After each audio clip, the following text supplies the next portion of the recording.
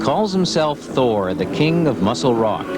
But he's really 25-year-old Vancouverite John Mickle from Eric Hamber's Secondary, who has come home with a rock and roll act he hopes will make him rich and famous. His stage act includes several strongman feats. For starters, Thor blows up an ordinary hot water bottle until it bursts in his face.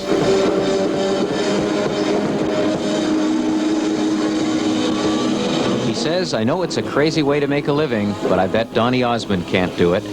Thor's show is based on rock and roll fantasy. There's even a skit where a hard hat attacks Thor as the god of thunder, stacks cement blocks in his chest, then goes after him with a pneumatic drill. Thor was one of my favorite heroes. You know, like when I was a kid, I used to go to school dressed up as Superman one day and Flash Gordon the next, you know, and Thor was another one of my heroes, and I always wanted to be like a superhero, and you know, so I thought, well, you know, since I got in the rock and roll business and I was with a number of different groups, that Thor would be a good name. It's thunderous and it's to do with rock and roll, and you know, so I came up with Thor.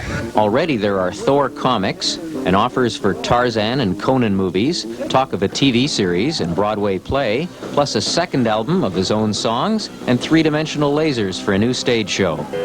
Thor expects to become rock's next sensation, maybe bigger than Kiss and Alice Cooper. What do you think of Thor? Well, he's pretty dang good, you know.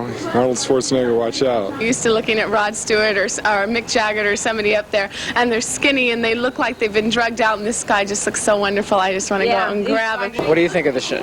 Well, I think Thor would be demolished by the Hulk.